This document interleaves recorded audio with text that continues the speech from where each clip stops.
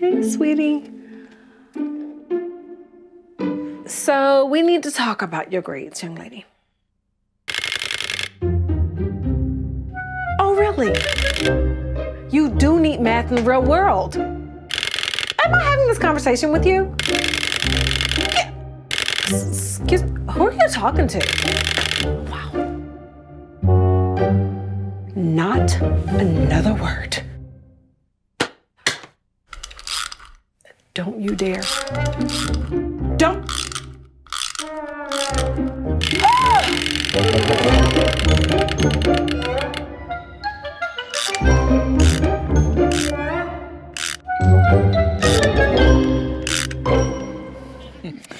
Man, I cannot help but watch that video and not think of Jill and I, my beautiful wife and I, and just kind of our current season, because we are doing that exact thing. We are constantly talking about grades when it comes to our sons.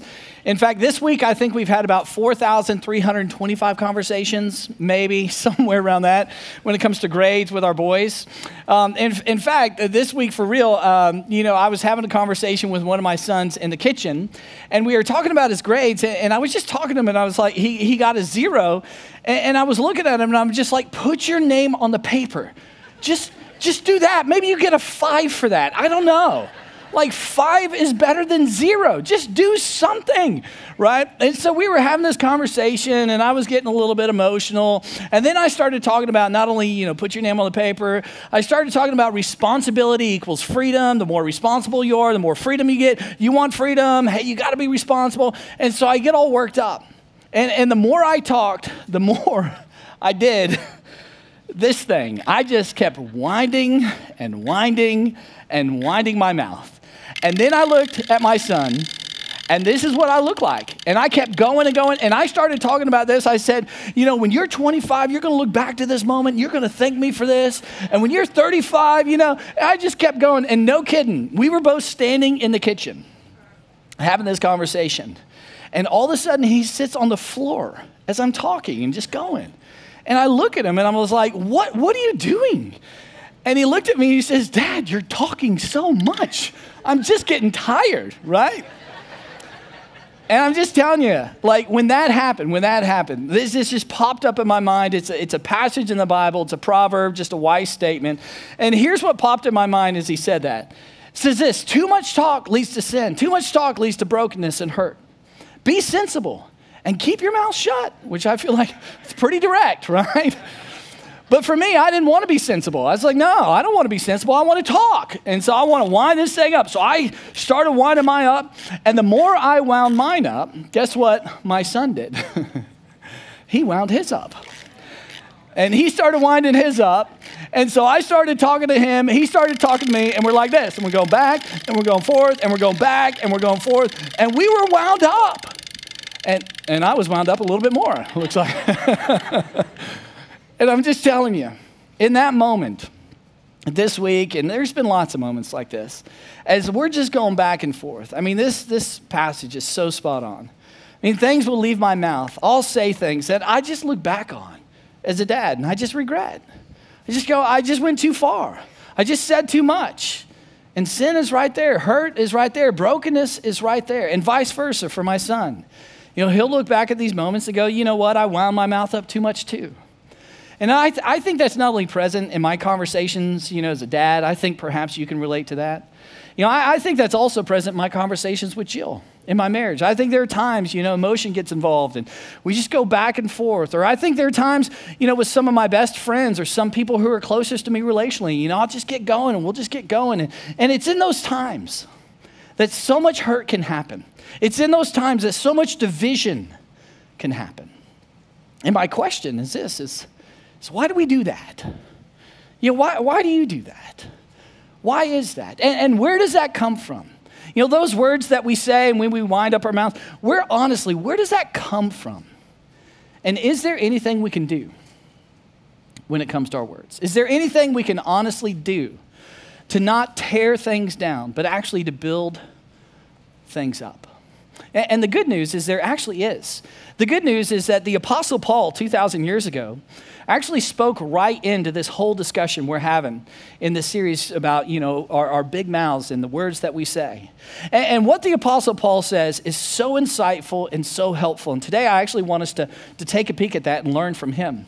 But before I do, I just want to give you a little bit of context. If you're not familiar with who Paul is, his story is an amazing story. This guy, 2,000 years ago in the first century, he had all kinds of power. He had all kinds of education. He was an intellectual, high IQ, high education, lots and lots of influence in his culture. And again, lots of power. And he leveraged his power and leveraged his influence in kind of the religious community to go around and to arrest Christians and to try to stomp out Christianity. In fact, he was so bent against Christianity that he thought this was a cult. He thought this was just nonsense, that he would take men and women, moms and dads, he would imprison them because he had the power to and the authority to.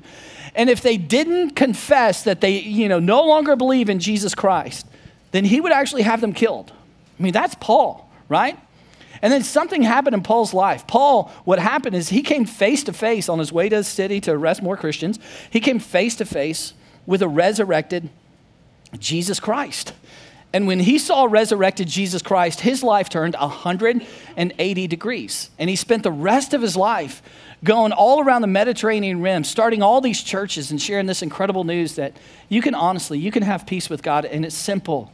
It really is simple. It's not based upon what you have or have not done. It's based upon what Jesus Christ has done for you. And the reason you can believe that is because he rose from the dead. That was his message. And one of the places he went was a town called Ephesus. And Ephesus was an amazing, amazing city in the first century. In fact, if you're a historian, you know this, and you study world history and you study, Ephesus. And Ephesus had a population in the first century about 500,000 people. So in the first century, that was a mega city, very influential. A lot of Roman influential people in the political system. They lived there. If you had wealth, you lived there. If you had influence, you lived there. Is a wild city. And in this city, there was a plurality of gods. The majority of people worshiped lots and lots of different deities. One of the main deities in the city of Ephesus was, Diana. And they would worship Diana, and they would go to the temples. And in the temples, there would be all these prostitutes. And part of the aspect of worship, part of how they worship these gods is they, would go indulge in prostitution. That was just part of the way of life. And Paul goes to this city, Ephesus. Ephesus was the capital of the occult. It was the capital of magic practices in the first century. He goes to this city and he says, guys, I know you believe in all these gods, but I want to tell you about one God. His name is Jesus Christ. And you can be forgiven. You really can, of past, present, future sin. You can be reconciled. And it's simple. It's through faith in Jesus Christ. And all these Ephesians began to put their faith and trust in Christ. And now there's a lot of them. And they're like, Paul, what do we do? And he said, well, let me tell you about this thing called a church. It's called this gathering around this one simple truth that Jesus is the Christ, the Son of the living God. And so he starts the church in Ephesus. And then he goes to other cities and to correspond with all these Ephesians. Because they're going like, hey, I'm a Christian now. I used to be in paganism, but now I'm a Christian. What does this life look like now? He writes all these letters. And we actually have one of his letters. It's called Ephesians. It's an ancient letter where in this letter, he just leans directly in to this conversation we're having today. And I want us to take a peek at that. And so Paul jumps right in, and he jumps in a little bit interesting way. It kind of sets up for where he's going. So kind of bear with me real quick, or bear with Paul real quick. But it's really going to set us up for where he goes. So here's the way he starts. He says this, again to these Ephesians. He says, you were taught with regard to your former way of life to put off your old self, which is being corrupted by its deceitful desires. And this phrase right here, put off your old self, is really important. Because the imagery he uses here, those words, kind of the word picture, is a picture of a coat. And he says, Ephesians, and they're like, yes, Paul. He goes, you remember when you used to wear this, right? This big old coat of kind of your plurality of gods, your paganism, the worship of Diana, all that. You remember this, yeah? Yeah, we remember. And you remember that this is full of deceitful desires. A desire whispers to you, right? A desire has a voice. And he's talking about these deceitful voices that say, hey, it's just no big deal. Those voices? Hey, it's just physical. Hey, everybody does it. Hey, don't you want to feel good? Don't you want to be happy? Hey, as long as nobody knows, everything will be okay. Just keep it secret. Those voices, those are called desires. He says those deceitful ones that may work for the night, but the next morning it makes life more corrupted. It may work for a week, right? It may work for a month, like giving in to that deceitful voice may work for a month. It may work for a year, may work for a decade of your life. You may get away with it, but it leads to corruption. It corrupts you. It corrupts your most important relationships, and it corrupts the purpose around you. And the Ephesians, they've lived enough life to go, yeah, we know what you're talking about. And Paul says to them this phrase, put off your old self. It literally means take the coat off. Take it off and get rid of it. Chunk it and don't pick it up again. Because you guys are now followers of Jesus Christ. And you are to go in a different direction. And so they all have this picture in their mind. Yeah, okay, throw it off. We're going in a different direction. And he kind of says, this is what it looks like. When you go in this kind of new direction, it's a new attitude. It's made new in the attitude of your minds. It kind of renews your mind. It refreshes your mind. It lifts the fog from your mind. And to put on the new self. In other words, this is to put on being a follower of Jesus Christ, created to be like God in true righteousness and holiness. And this picture is so powerful that he's painting. It's this new life in Christ. That's what you were called to do, Ephesians. That's what you were called to live. And as I read this week, I just couldn't help. My mind just kept thinking about something I see all the time. And it's really specific to my role. Maybe your role in life, you get to see this as well. But because I'm a pastor, one of the things I get to see all the time is people who are going through, people who are in, people who have been set free, people who've been liberated from addictions. I see this all the time. This is part of kind of my weekly rhythm to where I'll sit on the other side of somebody who has some sort of an addiction, drug addiction, alcohol addiction, porn addiction, whatever it is, whatever addiction's going on, success addiction, money addiction, all that kind of stuff. And I'll sit on the other side of them and they'll talk to me in those honest, vulnerable moments. They'll talk to me and just say, they'll talk about the corruption. And they'll talk about, my marriage. It's just robbing my marriage. We're stuck and we've been stuck for years because of this thing. This addiction. It's robbing my relationship with my kids. I'm not fully alive and fully present and able to love their hearts and lead their hearts because of this thing. They talk about their friendships and their relationships. They talk about their purpose. They talk about their identity and how this addiction has robbed them of so much. And it has this deceitful voice that sounds so good, but it leads to corruption. And then I hear stories of liberation. Then I hear stories of freedom. And then I hear, but Buck, then I went to rehab. Or Buck, then I sat for countless hours on the other side of a counselor. And their point is addictions are incredibly, incredibly difficult to gain some freedom from. They really are. You've got to do the work. You can't cheapen it. You can't wake up one day and it's all good. It's all, you've got to do the work. And so they talk about, going through this period of time and identifying and self-awareness, all this kind of, they did the work. And then they talk about what it's like now. And not that they don't hear the voice any longer, but they talk about the freedom side of it. And they talk about what they're able to do in their marriage. And there's like this renewed mind. There's a new attitude of the mind. And they see their wife differently. They see their husband differently. They see their kids differently. And they're engaged intentionally in conversations. They see the joy of life. They have hope for the future. It's amazing to see. And my point is, I've sat on the other side of so many of these conversations to where I've seen the corruption of. And then I've seen the beauty and the freedom and the liberation of being set free. And that's the imagery Paul's painting. And that's the image he's giving us to say, throw that thing off. Come on. Live this life as a follower. Trust Jesus Christ. And then he goes on from here. And he begins to talk about, here's what it looks like. Here's how to begin to think about some things. As a follower of Christ, here's how to begin to think about, your old way of life, you were stealing these things. He talks about that. Here's a new way to think about it. He talks about anger. In the old way of life, there was this anger. Here's a new way to think about it. And then he gets to our conversation we're having in this series. And then he talks about this thing as a follower of Christ. And here's what he says. He says, as a follower of Christ, do not let any unwholesome talk come out of your mouths. And that word unwholesome in the original language, it was written in Greek. In the original language, it literally means this: rotten mouth. As a follower of Christ, you were not called to have a rotten mouth. Now, in case you were wondering what a rotten mouth looks like, here's just a quick image for you to think about. That's a rotten mouth. There you go. And look at, there's such detail. Look at these little whiskers up here. It's amazing, right? We could spend a lot of time on this.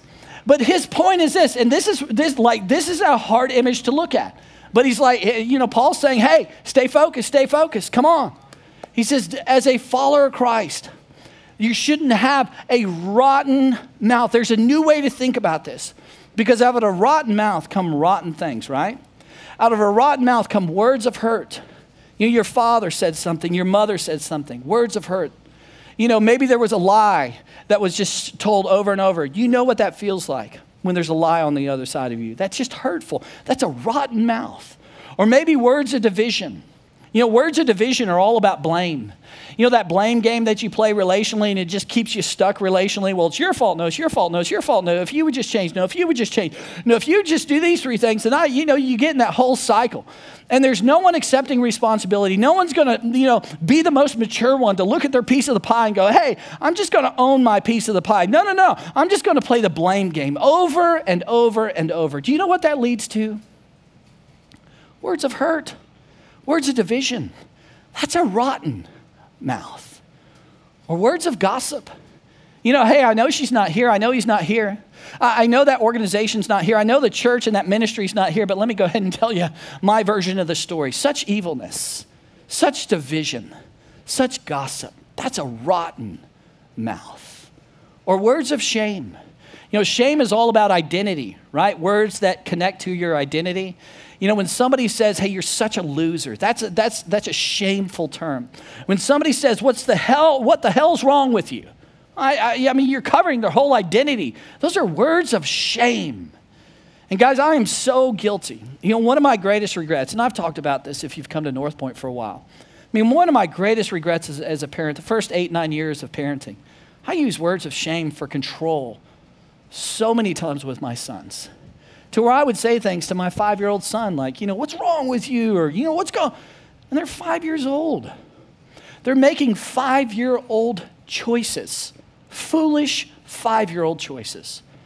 But yet when I would parent them, I would use words of shame, words of identity, words that make them question their identity. Instead of just saying, yeah, it's your choice. It's just a choice. It's not who you are. It's just a foolish choice. I have so much regret. And Paul says, that's rotten mouth. He says, as a follower of Christ, when you think about your mouths, you're not called to have one of these. But he contrasts it. And he says, no. Here's what you're called to have. He says, but only what is helpful for building others up according to their needs. In other words, when it comes to your mouth, he gives us another word picture. And I'm not going to show you the rotten mouth again, so don't worry about that, right? But he gives us another word picture. And the word picture he gives us is of a construction site. He says, you should be a builder. As a follower of Christ, here's the way you should think about it. Is that every conversation you have as a follower of Christ, you should think of as a construction site. And every time you go to this construction site, which is your conversation, your words are the building materials of that construction site.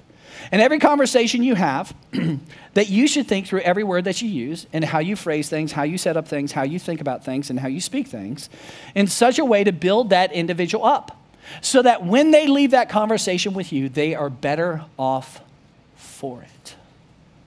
Now, just think about that. Think about if that's what your most important relationships were defined by. Think about your marriage, or think about your dating relationship, or think about your relationship with your son or daughter. Your most important relationships, if that's how you approached it. To say every relationship and every conversation, it's just like a construction site. And every word that leaves my mouth, it's building materials. And I can tear people up and I can or tear them down or build them up. And the goal of this conversation is so that when they leave this conversation, they go, I'm just better off because of having a conversation with him or with her. And even if it's a hard conversation, because sometimes the way you're going to build that individual up, you're going to have to reflect some things that are difficult, right? So this doesn't mean it's all roses and, just sweet little, whatever comes to your mind, because nothing's coming to mind. But, it's that idea to go like, sometimes it's difficult conversations, but even in a difficult conversation, there was such an idea of understanding. There was so much compassion in the words that you used that they walked away and they said, wow, that was hard, but I'm better for it. I'm better for it. Paul gives us that image. And guys, if we're going to do that, if that's going to be a reality, like instead of hearing that and going, oh, that's good, but we kind of forget that and move on. If that's a reality, then we've got to go back to what we talked about in week 1. Because in week 1, James gave us kind of the outline to go, hey, how do we get to a place that people are better off because of that conversation with us? Well, James says, the brother of Jesus says, hey, be quick to listen. In your conversations, be quick to listen. Remember what we talked about? We said quick to listen means be curious. Be curious. Ask a lot of questions. Even if you disagree, even if the emotion begins to, it's swelling up. Man, what you said, man, I'm having difficulty. Before anything else, be quick to listen, quick to listen, quick to listen. Ask questions. Be curious. Tell me more about that. Hey, I'm interested in that. And after you get understanding, after you spend the time being quick to listen, and you ask the questions, then James, the brother of Jesus, says, be slow to speak. Wait and be late with your words. You've got to have understanding before you lean in. And then the question becomes, well, what does it look like tangibly to be slow to speak, James? Well, Paul fills in the gap, and Paul says, here's what it looks like. It looks like not letting any unwholesome talk come out of your mouth, but only what is helpful for building others up according to their needs. If you're going to build them up according to their needs, you've got to understand where they're coming from. And then he says that it may benefit those who listen. Not only benefiting the person directly on the other side of you, but benefiting those who are around you, who are watching you, who are listening to your very words. This week, I had lunch with a buddy of mine that so reminded me of this passage. And we were having lunch at Lupe Tortilla. Not sure if you're a big fan of that, but I love their beef fajitas. They do something to their beef. I don't know. It's so good. And so we were having lunch there, and we were talking, and he was just catching me up on his life, and he was just saying, hey, here's what's going on. And as he's catching me up on his life, he said, you know what? Something that is difficult for me right now are Christians. And I was like, tell me more about that, right? And so he begins to tell me a little bit more. And he just said this. He says, I've got a lot of friends who aren't Christians. And he said, I'm having these discussions, and, these people are made in the image of God. They have worth and value and significance. They just don't go to church, and they, don't believe in Jesus. And so he says, I'm having these conversations, and all of a sudden, one of my friends who's a Christian, they come up and they begin to insert themselves in that conversation. Or all of a sudden, one of my friends who's a Christian, they're kind of on the edges of that conversation. And my friend who is not a Christian can hear what they say, can hear how they're trying to make points but not a difference, can see what they're typing on social media, or can kind of overhear the conversation as they talk about him or her. And then I watch the body language on my friend who's not a Christian. They're like, oh. And then he says, I have conversations with them, and they're like, that's why I'm not a Christian, because of them. That's why I don't go to church, because do you see the way they talk about people? And as we were at lunch having this conversation, I told my friend, I said, man, that reminds me of an incredible quote by a very famous preacher by the name of Gypsy Smith. Gypsy Smith says this, pay attention to these words. He says, there are 5 gospels. A gospel is a letter about the life of Jesus Christ. There are 5 of them, Gypsy Smith says. Matthew, Mark, Luke, John, and the Christian. Most people will never read the first 4. Most people who aren't followers of Christ, who don't believe in, God, or maybe stay away from the church, they're not going to read Matthew, Mark, Luke, and John. But they're going to read you. And they're going to read you. And they're going to listen to your words. And your life will teach them far more, for the most part, about Jesus Christ than the letters of Matthew, Mark, Luke, and John. And this is why one of the reasons, the scriptures, the Bible calls you an ambassador. If you're a follower of Christ, you're called an ambassador of Jesus Christ everywhere you go. You speak. And Paul warns of this. Paul talks about this and says, hey, don't let any unwholesome talk come out of your mouth, but only what's helpful, profitable for building others up according to their needs, so it may benefit those who are listening. Because when we say things that aren't beneficial, when we say things that tear people down, Paul says this is what happens. We grieve the Holy Spirit of God, with whom you were sealed for the day of redemption. That picture of grieving the very Spirit of God is the idea that I feel oftentimes when I see my sons. They're my sons, and I watch them talk to one another. And when they tear one another down with their words, when they, hey, I'm positioning and I'm trying to tear you down and you're going to listen to me, and I see that whole thing go on, as their father, watching my sons, my kids tear one another down, it grieves me. It saddens me. And Paul says, guys, it's the same thing when it comes to your heavenly Father. So the question is, well, Paul, what do we do? Paul, if we're going to actually get to a place to, be a builder with our language, what do we do? And Paul says, I'll tell you. He says, get rid of all bitterness. Now, this phrase, get rid, is so important to understand. It literally means to go find all your bitterness. Like go on a bitterness search. Find it all. Put it all in a big old trash bag. Stuff it all in that trash bag. Wrap it up. Put it in the dump.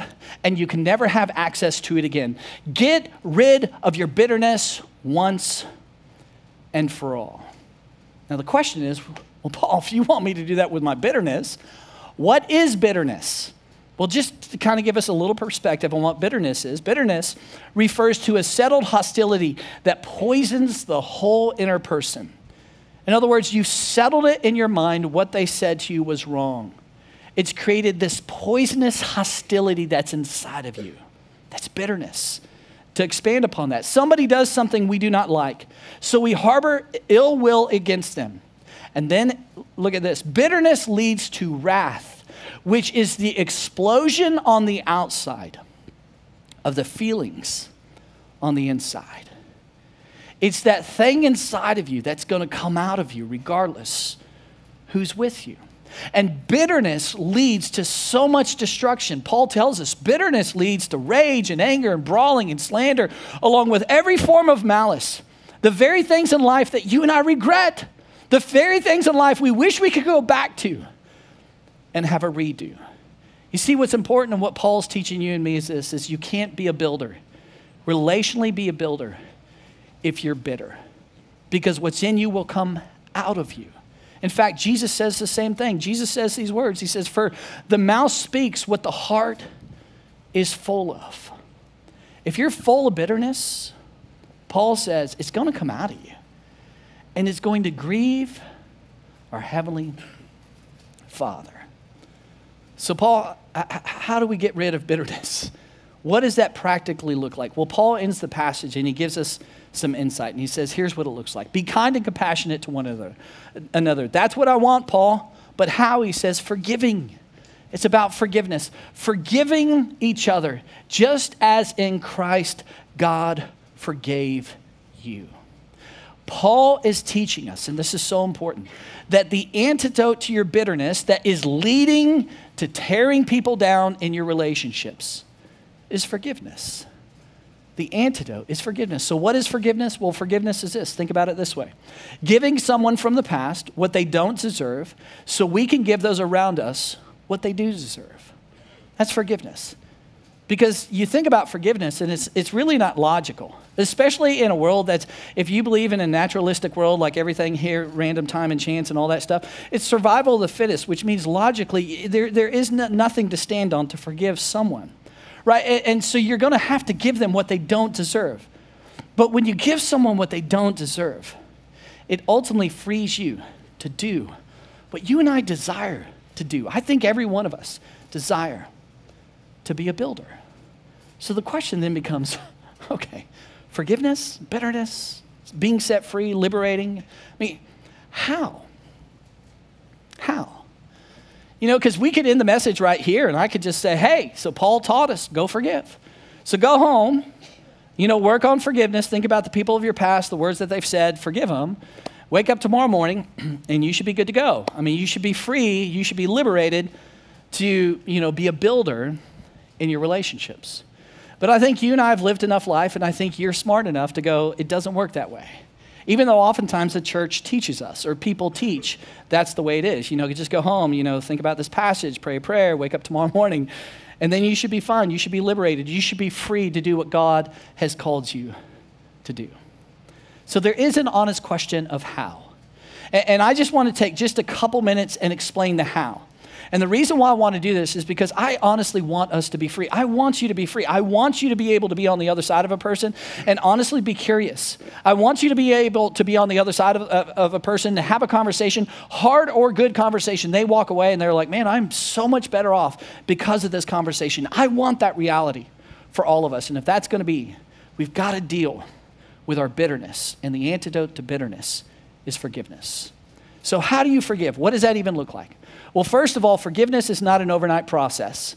If you've ever been taught, hey, just go home, work on this, forgive, and then you're good to go, please just kind of run away from that teaching because it doesn't work. You know that. You've experienced that. Forgiveness is not overnight. Forgiveness takes time. And there are steps and stages to the process of forgiveness to liberate and free you.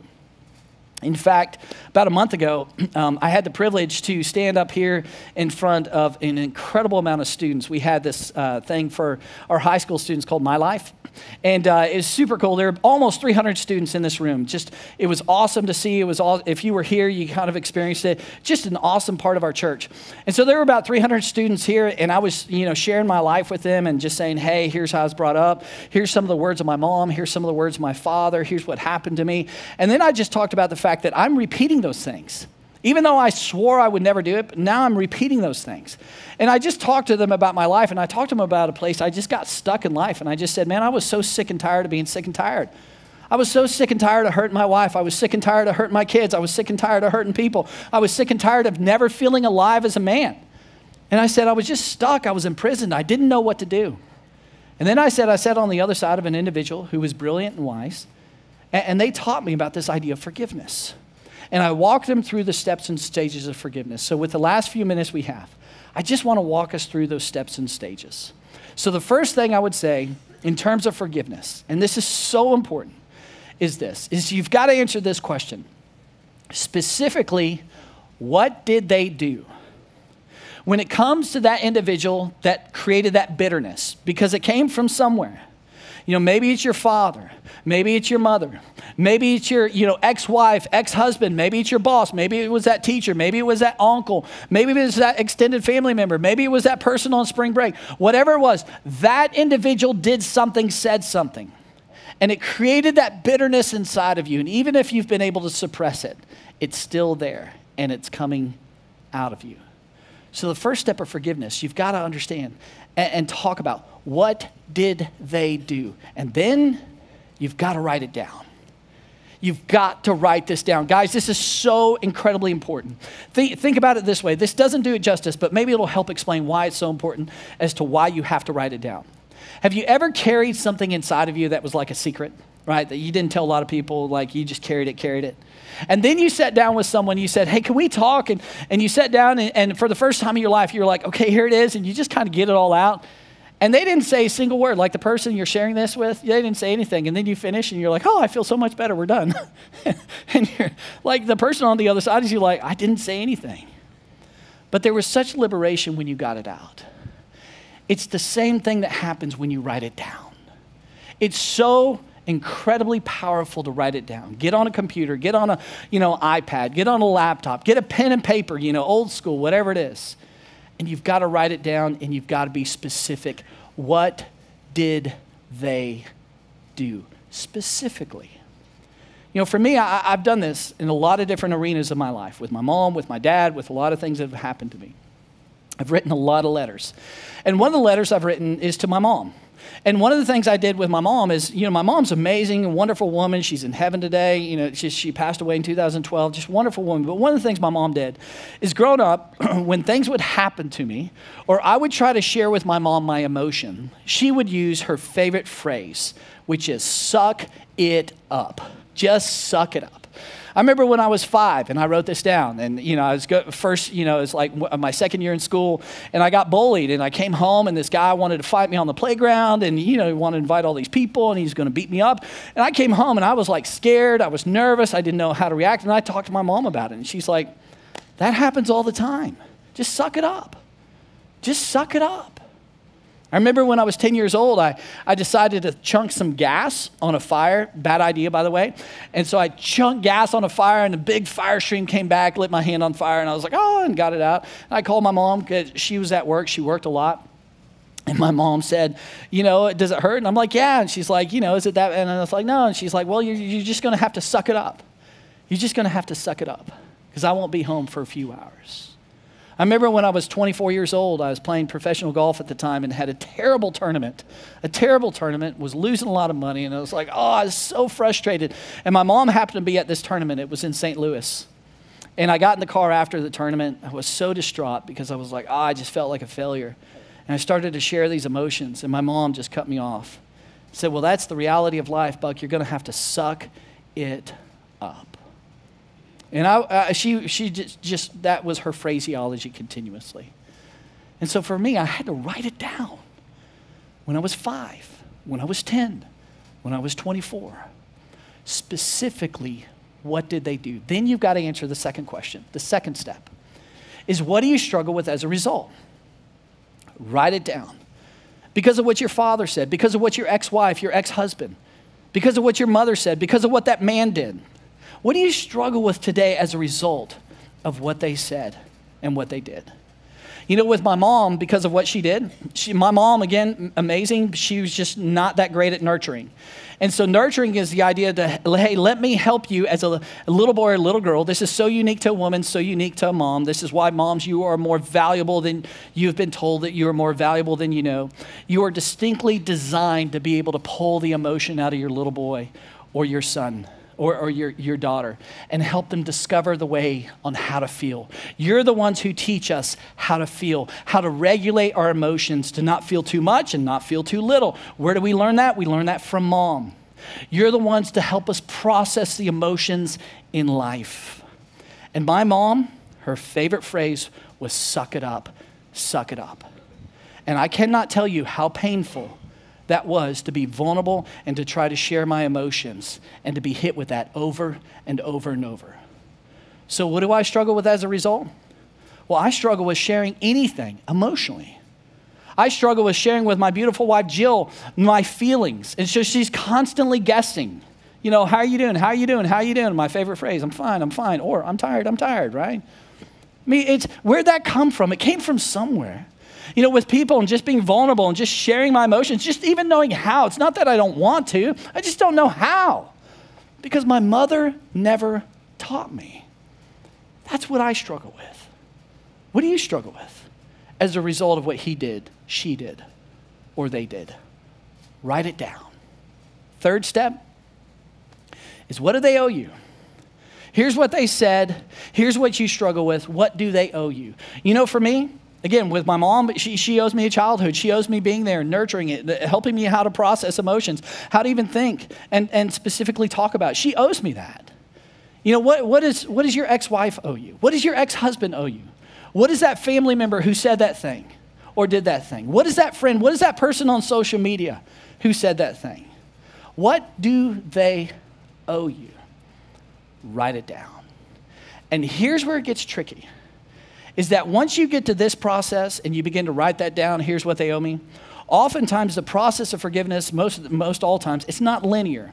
Because you'll find yourself at this point going, oh, here's some other things that they actually did, because I was just reminded of it when I was on the O stage. And so come back to, what did they do? Write it down. The more you get out, the more it liberates you. The more you get out, the more you're free. Or the more it positions you to be free. And the other thing you'll discover in the O stage, or the O step, is most of the time, they can't pay the debt. There's no rewind button in life for me to go back and for my mom, as a 5-year-old boy, to meet that moment. She can't make up for that. There's no rewind button, which leads us to the fourth and final step, is to cancel the debt. You've got to cancel the debt. As Paul tells us, put your bitterness in a garbage bag, seal it up, put it in the dump, and you can no longer have access to it again. You've got to cancel the debt, which again, it's not logical. So you go, how do you do this? Well, Paul gave us insight. He said these words. He says, forgiving, that's what we're talking about, each other just as Christ, God, forgave you. The only logical place you can find forgiveness and stand on forgiveness is at the cross of Jesus Christ. Because the more you stand in front of the cross of Jesus Christ and just picture the image of Christ on the cross, the more you see his eyes of mercy for the words you've said, for the things you've done. The more you see his unconditional love, the more you see his grace, the more you hear his words say, forgive them, Father, for they do not know what they do. And the more you hear him say that phrase, he said at the very last moments on the cross, it is finished. The original term that he used there was a financial term that meant it's paid in full. Father, I've paid for them in full. Their past, present, and future sin, they don't owe you a thing any longer because I've paid it in full. The longer you stand there and receive that for you, it's the very thing that empowers you to look at him, to look at her, to look at them, and to say, if you've paid my debt, you've paid their debt. If you said, I don't owe you, then I can cancel their debt as well. You see, forgiveness is giving someone from the past what they don't deserve. And I'm not talking about you need to reconcile the relationship and be all hunky-dory and all that relationship's perfect now. You may never have a reconciled relationship with that person. Reconciliation is a whole nother part, a whole nother sermon. We're talking about forgiveness. But you do have the power through the cross of Jesus Christ to cancel the debt. So last question, then we'll wrap up. Who do you need to forgive to begin to experience the freedom to let no unwholesome talk come out of your mouth, but only what is helpful for building others up according to their needs, that it may benefit those who listen? Who's that individual in your life? Is it your mom? Is it your dad? Is it your friend? Is it your ex? You know, is it your brother? Is it your sister? Or maybe, just think about this, maybe it's you. Maybe you need to forgive you because the voice of the bitterness because of what you did, because that voice when you're alone that continues to, say those things when you look at yourself in the mirror, to say those things when you're alone in the car to you, is just shackling you. Maybe you need to forgive you. Whoever that is, one of the most liberating and courageous things you could do to be free to let no unwholesome talk come out of your mouth is to forgive. To answer the question, what did they do? Write it down. What do you struggle with as a result? Write it down. What do they owe you? Write it down. And ultimately, cancel the debt. Do what God has done for you through Jesus Christ. That is a very difficult thing, but a very courageous thing that frees you to be a builder. Let me pray for us. God, thank you for this day. Thank you for your grace. Father, for wherever this conversation lands for all of us, would you give us the courage to work the steps and stages of forgiveness, to be intentional with that, and experience what you have for us, which is that freedom. God, I trust you with that. In Jesus' name, amen.